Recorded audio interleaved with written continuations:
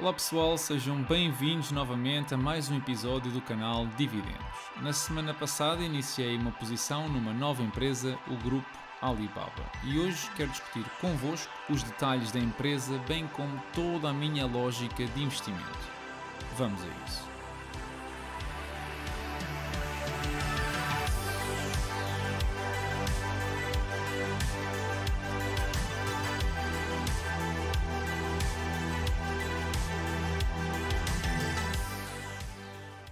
Antes de começar, quero pedir-vos que, se conseguirem retirar valor deste vídeo, deixem um like e subscrevam o canal, ajudando-me assim a continuar todas as semanas a publicar novos vídeos. Também vos quero alertar de que o vídeo reflete apenas e só a minha análise e opinião, não é de nenhuma forma uma recomendação de investimento. A Alibaba é um conglomerado ou ecossistema de empresas ligadas a áreas tão distintas como o comércio online, serviços financeiros, cloud computing ou mesmo multimédia e entretenimento. Como podem ver na imagem, empresas como Taobao, Tmall, Cainiao, Alibaba Cloud ou Youku são detidas pelo Alibaba Group. O facto do grupo ter sede num paraíso fiscal, neste caso nas Ilhas Caimão, é relativamente comum se olharmos para empresas como a Apple, a Nike ou a Goldman Sachs. É uma estratégia financeira legal no sentido de evitar impostos sobre os rendimentos. No caso das Ilhas Caimão, a empresa não paga impostos absolutamente nenhuns, já o mesmo não acontece em Hong Kong, onde a empresa pagou 16,5% em média nos últimos anos. Ou mesmo em território chinês, onde os impostos vão desde 10% a 25%, dependendo da qualificação das empresas e da área onde operam. Bom, esta introdução foi para terem uma ideia do gigante que é este grupo empresarial. É o maior retalhista online do mundo em volume bruto de mercadorias e é o líder destacado do e-commerce chinês, com 56% da cota de mercado. O negócio da empresa encontra-se então dividido em 4 grandes segmentos. O Core Commerce,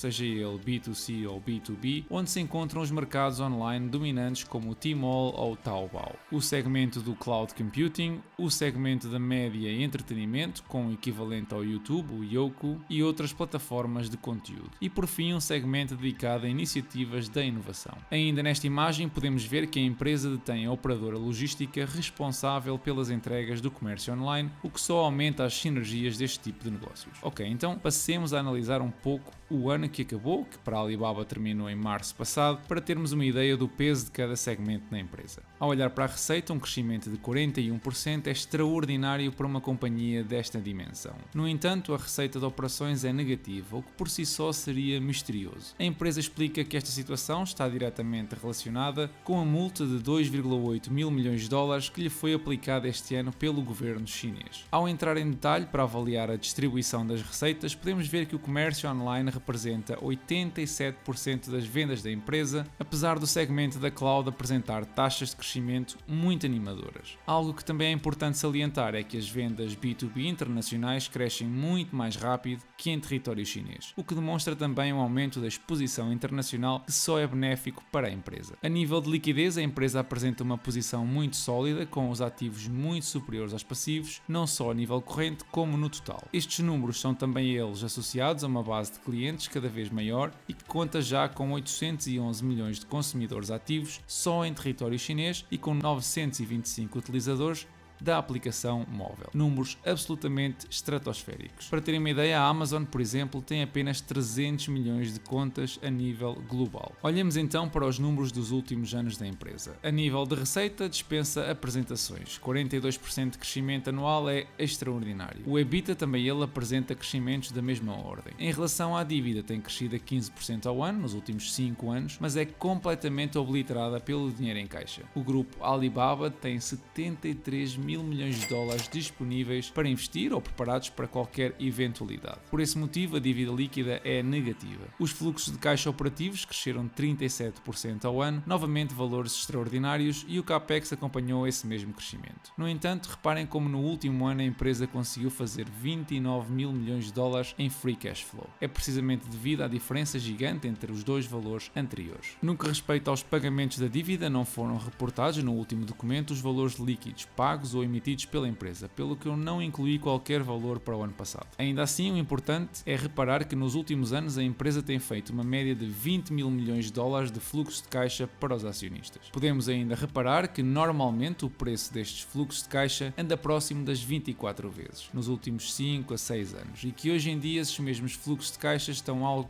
subvalorizados. Não é um valor muito fiável porque não tenho o indicador da dívida líquida para 2020, mas podem ter sempre uma ideia olhando para o Free Cash Flow, que normalmente vale 26 vezes e hoje em dia está nas 21 vezes apenas. A empresa tem aumentado o número de ações em circulação, o que vai em contra do que normalmente esperamos, porque diluir os acionistas não é propriamente muito amigável, mas acaba por ser compreensível quando uma empresa está em fase de expansão rápida e contrair dívida é prejudicial ao desenvolvimento de todo o seu potencial. Se olharmos para o múltiplo do valor da empresa face ao seu EBITDA, normalmente ronda as 29 vezes, mas está neste momento perto das 20. Sem dúvida um indicador que a empresa está subvalorizada com respeito ao seu historial. Se tentarmos comparar a empresa com algo dentro do mesmo escalão, digamos já a Amazon, a empresa está claramente a ser avaliada a múltiplos muito inferiores. Bom, passemos à projeção do crescimento do EBITDA. A empresa diz que espera uma receita de 930 renminbis, ou moeda chinesa, que se olharmos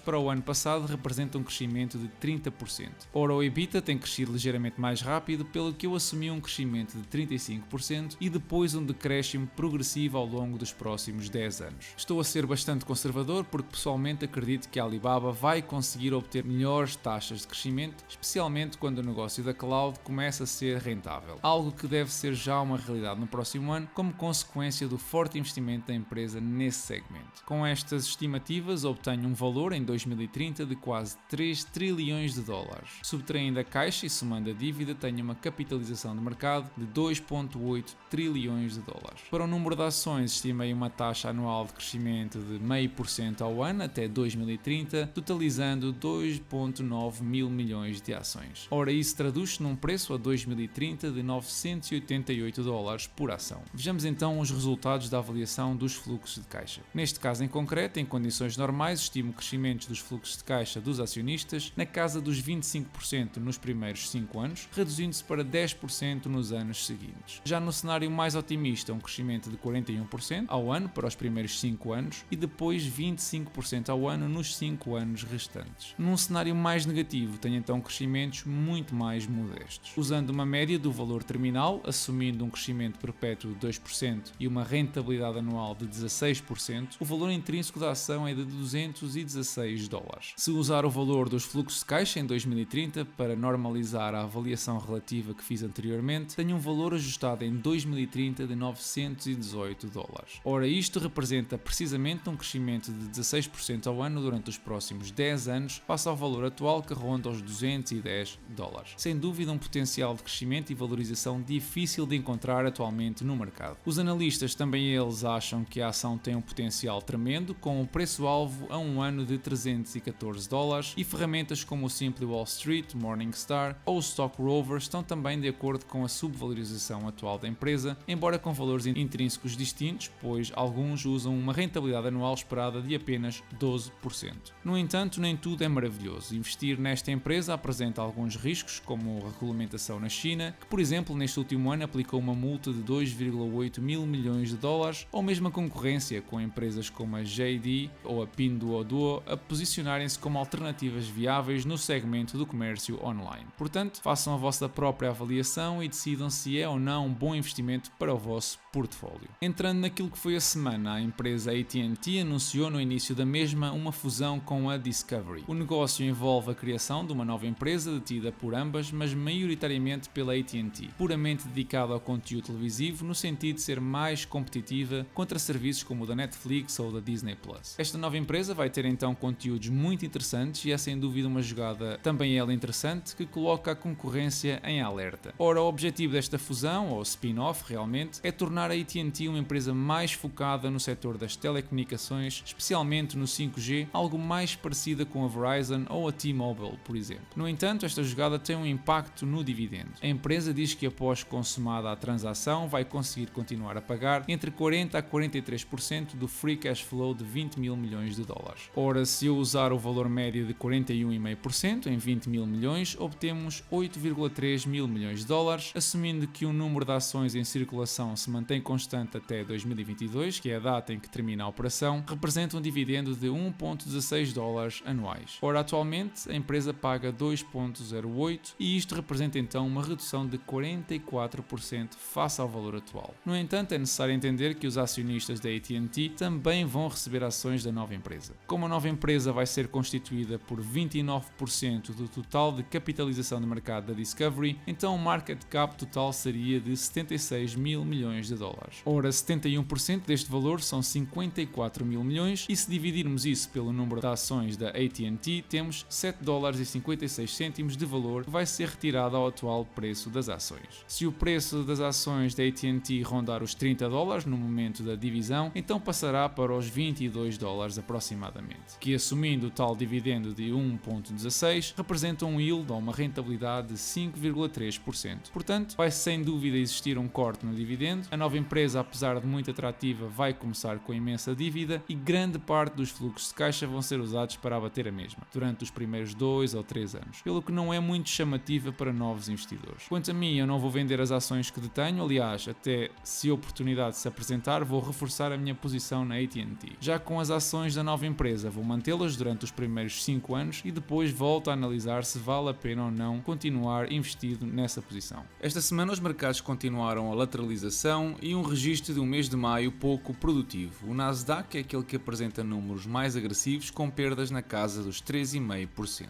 Quem também apresentou perdas e uma queda com estrondo foram as criptomoedas. No dia 19, todas as criptomoedas apresentaram perdas entre os 30% a 40%, naquilo que foi uma das maiores quedas dos últimos tempos. A razão está relacionada com uma margin call gigantesca que levou a liquidar posições em mais de 8 mil milhões de dólares. É certo que o Bitcoin já vinha em queda com as notícias da Tesla em suspender as compras na criptomoeda ou as notícias da China que baniram a compra do mesmo, mas nada perto da liquidação massiva que mencionei. Ora, eu aproveitei esta correção para expandir a minha exposição neste segmento, comprando Cardano, Uniswap, Bitcoin e Polkadot. A razão é simples, não houve uma mudança de paradigma associada às criptomoedas. Nada mudou na prática. A digitalização do sistema financeiro é inevitável, na minha opinião, e até os bancos centrais estão a dar conta disso mesmo, usando redes existentes como a Ethereum, ou criando novas para salvaguardar o seu próprio futuro. Eu estou perto de ter uma posição especulativa completa nestes ativos, com um pouco mais de 2% da minha carteira de investimentos. Pessoalmente, continuo a achar que é um mau momento para entrar nos mercados, aliás, tenho insistido nesta teoria nos últimos meses e isso reflete-se nas poucas, apenas uma, compra que fiz nos últimos tempos. Aliás, esta semana dei por mim a olhar para o gráfico do rendimento dos ganhos do S&P 500, em inglês o Earnings Yields, e não posso ficar indiferente à incrível correlação entre as vezes que este valor atingiu o zero e a resposta dos mercados nesses mesmos anos. No que respeita ao portfólio, esta semana ficou-se pelos 45% de valorização, os dividendos recebidos este mês totalizaram os 39 dólares e o portfólio apresenta desde o seu início uma valorização superior ao S&P 500 de 6% ou 8% se eu contabilizar os dividendos. Também decidi criar um separador onde vou registando as avaliações que vou fazendo nos episódios para uma futura referência e se estão abaixo do seu valor intrínseco calculado. Bom, e é tudo por hoje, espero que tenham gostado do episódio, não se esqueçam de deixar o vosso like e subscrever o canal, deixem-me saber a vossa opinião sobre a Alibaba e sobre este negócio da AT&T. Eu desejo-vos a todos uma excelente semana e bons investimentos.